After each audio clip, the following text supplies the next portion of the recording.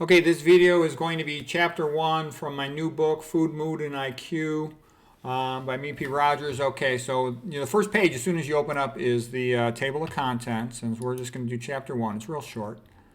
Okay, so there's a disclaimer at the beginning. If you change your diet to low-fat vegan, you need to let your doctor know because your meds are going to decrease for hypertension, diabetes, and potentially other things. Okay, so first chapter is Who Can Save You? All right. This is an important point because a lot of patients, they expect their doctor to save them. And I'm like, take a look at your doctor. Your doctor's probably not that healthy. They can't save themselves. How are they going to save you? Don't get me wrong. Conventional medicine is good at a lot of things. It's especially good at surgeries for acute problems.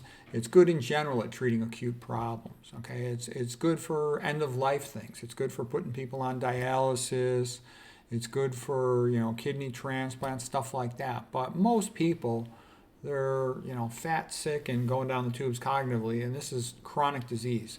And conventional medicine is not good for chronic disease because it doesn't know nutrition, epidemiology, toxicology. Okay, so anyways, chapter 1, Who Can Save You? If modern medicine, with its cathedral-like medical centers and CAT scanners and MRI machines and robot laser surgery, artificial intelligence, computerized medical records, genetically tested precision medication is so great, then why the F is everybody so sick? Why are the rates so high of abortion, which is really child sacrifice and cannibalism? They chop the babies up and make them into medications to feed people. Okay, that's cannibalism. Attention deficit, obesity, hypertension, diabetes, sleep apnea, GERD, hypothyroid, impotence, on and on, all these chronic diseases. Why are they all going up? Why are they all becoming more common? Okay.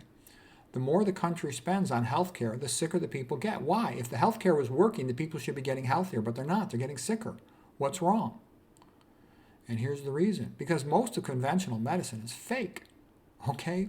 It's a joke. It's just an elaborate way to sell drugs and surgery.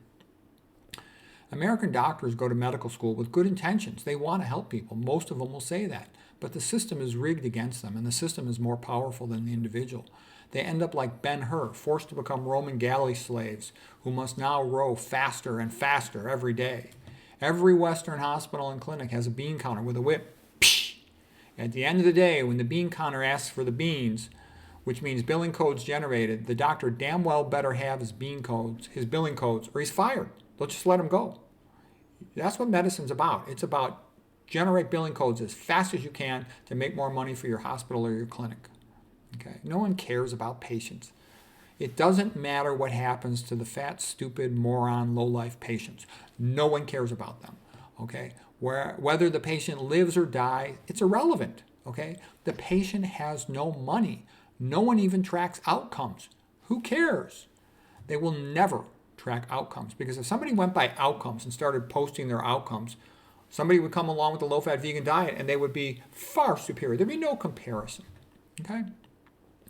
And that would humiliate the drug companies, so they're not going to allow that. The drug dealers, too. I mean, these docs have risen through the ranks to become chief of internal medicine. Internal medicine is a subspecialty based on selling drugs. And you think they want somebody coming along talking about the low-fat vegan diet, which basically shows what they're doing is a joke? No, they don't. The drug dealers ain't going to allow that on their turf. The insurance companies and the drug companies have money. So the doctors and the bean counters must obey them and kiss up to them.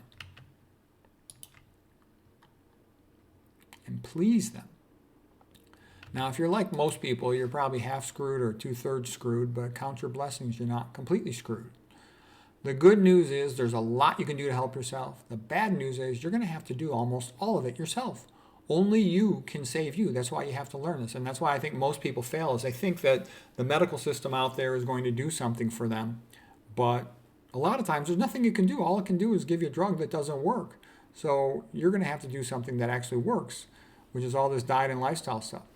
The path to healing is to live the way God wanted us to, which means eating a whole plant foods diet and drinking water free of industrial chemicals, and basically to live like Adam and Eve, but keep your indoor heating and plumbing. Conventional medicine does not want you to know that. If you realize your health and happiness was up to you, then they can't make money off you. I'm 60 years old. I have no medical problems. I don't take any pills. I don't go to doctors. I mean, I know doctors if I have a question for them, so I have that as an advantage. But I don't go to them. I don't go to any routine. When I say I don't go to them, what I mean by that is I would never go for a routine physical. They could easily, feel your thyroid, send you for a thyroid ultrasound. You could be trapped into that whole thyroid routine. No, there's a lot of other things they can do too. You don't want to go. I don't believe in screening studies. I think they hurt a lot of patients. Okay, they don't want you to be cured because if they did, if you went low-fat vegan and cured yourself of obesity, diabetes, hypertension, etc., they wouldn't make any money off you. And here's the saying in medicine: cure a patient and you lose a customer. Here's Ayn Rand's quote: if a businessman makes a mistake, he suffers the consequences. If a bureaucrat makes a mistake, you suffer the consequences. And here's the parody of that: if you make a mistake, you suffer the consequences. If a doctor makes a mistake, you suffer the consequences. The less they know, the more they believe. Yeah, I've seen all these, stupid patients. They come, they walk into these modern hospitals which look like cathedrals, and the patient's in awe, and the patient's thinking to themselves, wow, all this fancy high-tech stuff designed to help me get better. And it's like, no, chump, you don't understand. It's designed to make money off you. No one cares if you get better or not. I've never in my life seen a hospital, and I've been at lots and lots of them, that ever kept track of outcomes, on any type of large scale. They'll keep track of BS outcomes, okay, things that don't matter, but they will not say, nobody will keep track of how many diabetics were cured, how many hypertensive patients were cured, how many coronary artery disease patients were cured. The reason is that they believe those diseases are chronic, that they can't be cured. They've decided before you walk in the door, you will never be cured. Why would you want to go to a place that tells you will never be cured when there's an alternative that says you've got a very high percent chance of being cured? Coronary artery disease, Esselstyn diet's basically probably 100%. Esselstyn said he's never seen a single patient who actually followed the diet that wasn't cured, that ever had progression of disease. Okay.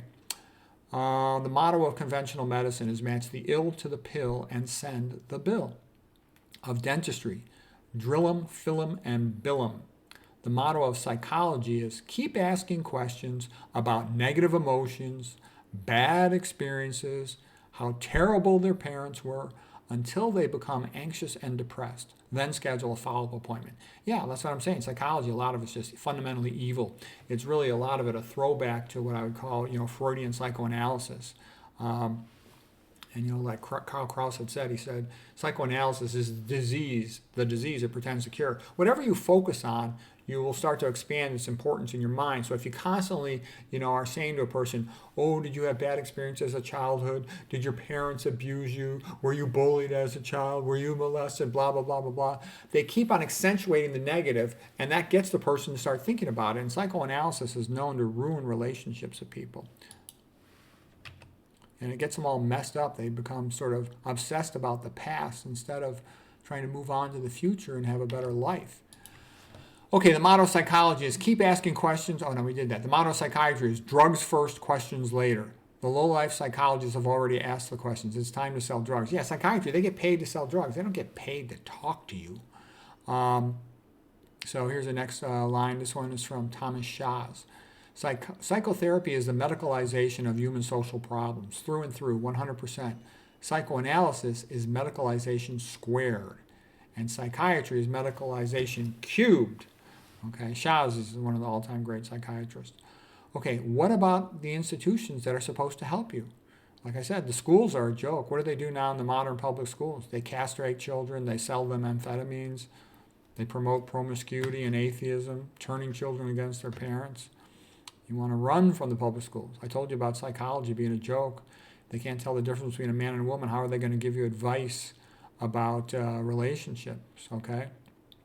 And with psychologists have no moral foundation. If you ask them, what is a good life? What can they say? Have a job, stay out of trouble. Jesus Christou, the Christians, they can tell you, imitate Jesus Christou, Mary, and the saints, okay? It's pretty obvious. And follow the 10 Commandments. Love thy neighbor, give them the benefit of the doubt, be nice to people, that what you do to the least of my brethren, you're doing to me. It's good. The psychology of Christianity is better than the psychology of psychology. Okay, psychiatry is an absolute joke. We'll talk about that in the future. Conventional medicine for chronic disease is a joke. The organized church in many places has become a joke. The Catholic priests tend to be low IQ alcoholics or homosexuals or pedophiles. or people hiding from the real world. And the like 503 not-for-profit status makes them intellectually castrated, so they're scared to say anything interesting, and that's why men don't go to church hardly at all. Okay, because it stinks. They have to get rid of their not-for-profit status, or it's going to stink.